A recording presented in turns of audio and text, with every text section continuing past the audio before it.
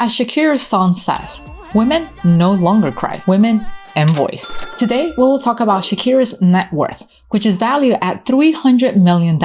And not just because she's a famous singer, but because her estate is made up of various income-generating sources, which include different types of businesses and a multi-million-dollar real estate portfolio of 7 houses spread all over the world, and also an island in the Bahamas. We will do an analysis reviewing her diversified portfolio with the purpose of learning more about her business model so that not only women get to invoice, but also all of us who are tuned in today as well.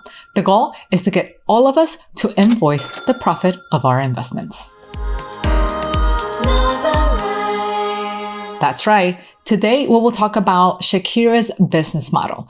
I know that there has been a bit of controversy lately between her divorce, the taxes with Spain, but since this is an investment channel, we will focus on the financial aspects of things, and we will let the entertainment expert to talk about those other issues. All right, so here we are. Let's just go ahead and get started with Shakira's portfolio, right? So I mentioned earlier that she has a net worth of $300 million, and her portfolio is actually formed by 4 different streams of income, okay? And the first one is her career as a singer. That's what she's famously known for, right? But when we're going to do the breakdown about how she actually generates her income, we can see that even as a singer, she has multiple sources of income. In fact, when you look at this article from Cosmopolitan, you can see that Forbes named her as one of the best, highest music artists in history. And she actually took home $20 million in 2012. And when you fast forward to 2018 and 2019, she actually took home $35 million.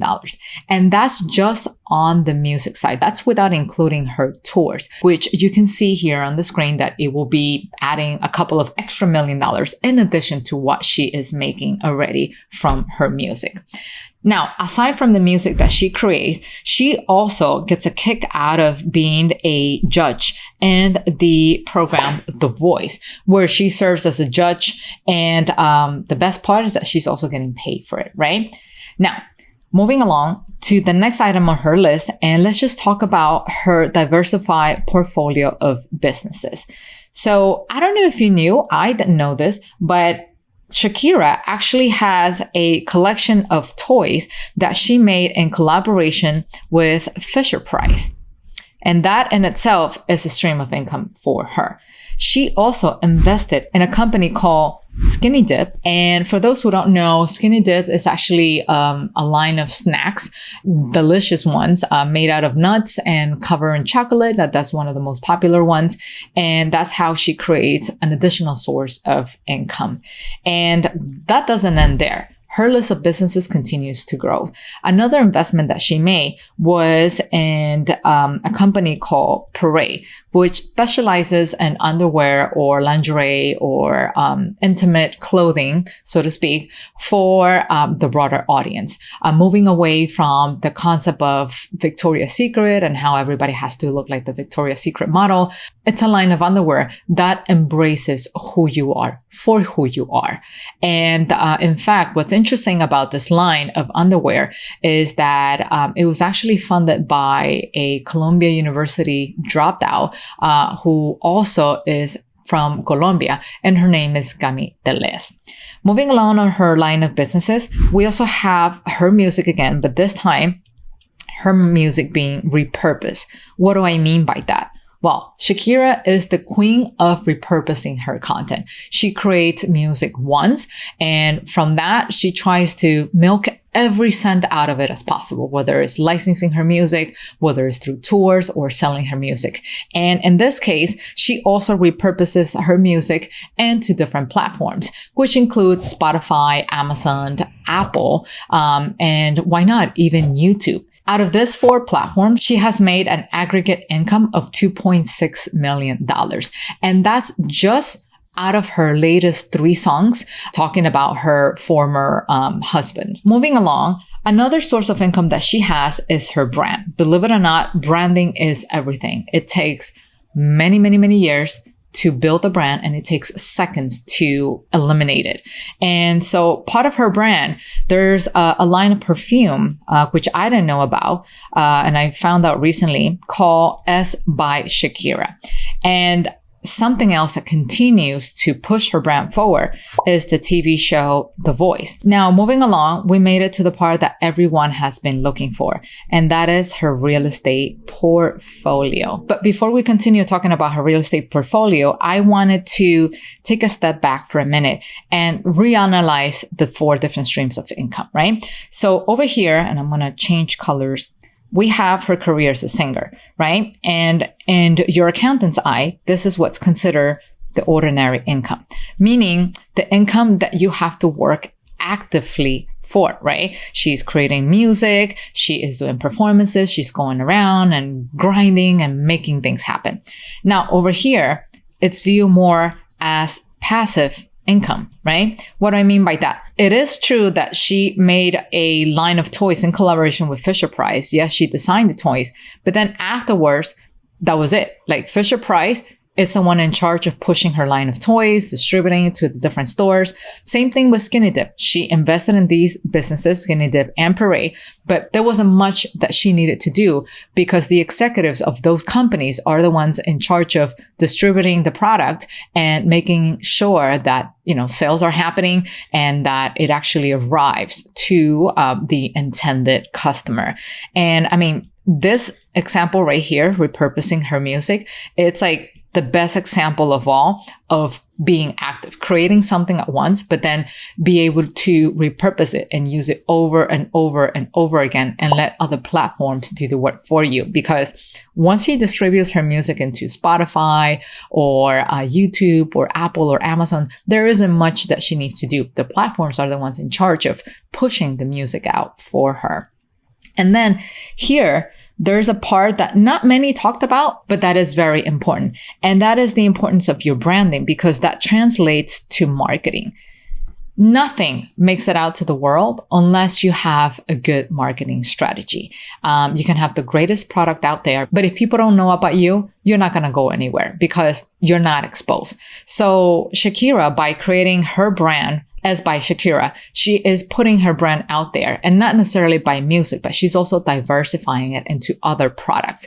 And The Voice, I mean, that's the living example of her continuous push for her brand. Because yes, the brand is The Voice, but because she's the judge there, the brand is also Shakira. And the best part of this is that the marketing is not costing her any money. In fact, she's actually making money from her perfumes and from her appearance and The Voice. All right. Now, we've gotten to the heart of everything, and that's the talk about real estate is what we focus the most on here at NOVARISE. And to get the conversation started on real estate, I want to show you this article. So here we are. This is the article that's going to show us all of Shakira's real estate portfolio.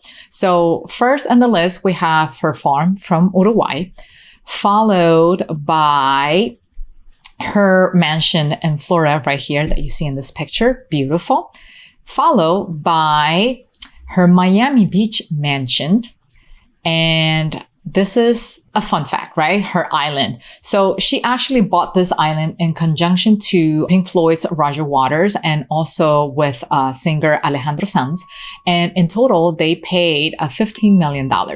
And what they intended to do with the island was something very similar to what Richard Branson created, right? Only the key difference here, and the major one, is that Richard Branson only paid $180,000 for his island, while Shakira and her peers paid a total of $15 million. But the idea was pretty similar. What they wanted to do was to create an oasis for artists, right? They wanted to build hotels, casinos, villas, and even a recording studio for artists who were looking to escape their day-to-days and search for relaxation and also an inspiration for creativity so that they continue to create their music.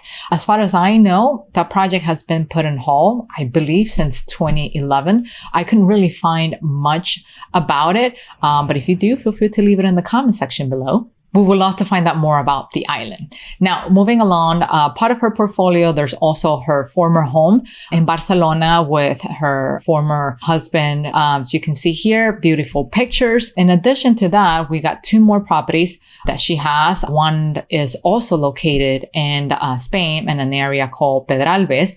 And there's also another residence that she has in Nassau, the capital of Bahamas. And last but not least, she also has a holiday home. The holiday home is actually located in Cyprus in the Mediterranean Sea. Now, I want to come back to this post right here, the one about her Miami Beach home, because I wanted to take this opportunity to make an analysis, a cash flow analysis to see if Shakira is really good at investing in real estate or whether she's just throwing money left and right just because she has it. So what I decided to do is to conduct a market analysis as to what you can do with a property like this, right? So this is a luxury mansion.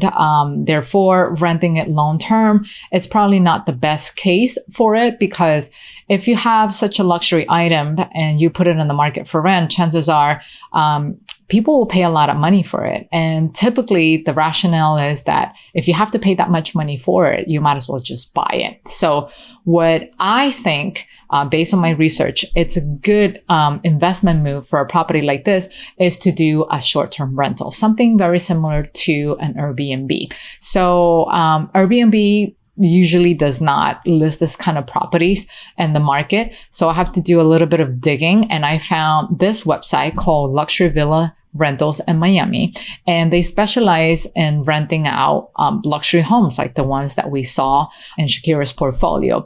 And from what you can see here, the average for each of these rentals per month could range from $40,000 to $72,000. So we got $40,65, $40,65, and so on. So I decided to use $50,000 as a middle number to do our fun exercise. And so for that, what we're going to do is we're going to head back into our tablet. So we have our tablet here, and we saw that for a residence like her, renting it out for a short-term rental, times 12 months. I mean, ideally, let's just hope that she rents it out all year long. And she will be generating a total of $600,000, right? But that's just the gross number, meaning a number before expenses. It is very important in this industry for you to get the final number after all expenses. And for a property like this, she will definitely have a property manager that takes care of the rentals and also whatever utility she needs to pay, whether it's electricity, the maintenance of the pool, of the garden. And the house looks, high maintenance. So let's say that after everything, Shakira gets to take home, we'll say maybe 60% of what she's making out of this, 600,000. And how do I arrive at 60%? It was just an arbitrary number based on research that I have done. So let's say that after all expenses, Shakira gets to take home $360,000 a year, right? So that's her final number. That's her final cash flow. So when we come back to this post, you will see that Shakira bought this home for $3.4 million. So we're going to take that number into consideration, right? And $3.4 million, we're going to put it right here on the side. And let's do this exercise with 2 different amounts of down payment. One is 25%. Because that's an investment property. And then the other one is 50%, right? So in NOVARISE, we always try to aim for the lowest down payment possible, as long as it makes sense. But, it is hard to believe that a person with as much money as Shakira will not be tempted to put 50%. We're going to do the exercise with both numbers to help you see the return. So 25% of 3.4 million will give me 850,000, right? And then 50% of 3.4 million is 1.7 million, right? So now what we're going to do is to calculate the return based on these 2 numbers. So if Shakira was to put down 25%, we're talking about a return of, so we have 360,000 right here. That's the cash flow divided by 850,000. And that will give her a return of 42.3%. That's a great return. But let's say she was also tempted to use her cash, and she put a bit of money up front. And so we're going to take that 360,000 again. That's the cash flow she's getting from here, right? And then we're going to divide that by $1.7 million. And that will give us a return of 21%. Not bad in a market where many are struggling to even get 10%. So that's definitely an excellent move on her end. Great deal in calculating her numbers, and you can do the same. In fact, I have a free webinar online that you can sign up right here on the link that you see right here on the screen or in the description box below, and where you can sign up for a free webinar and learn how to do the numbers the right way so you can invest in the right property and do it also in the right way. The webinar is actually free of charge, and I will be seeing you over there in class. Bye-bye.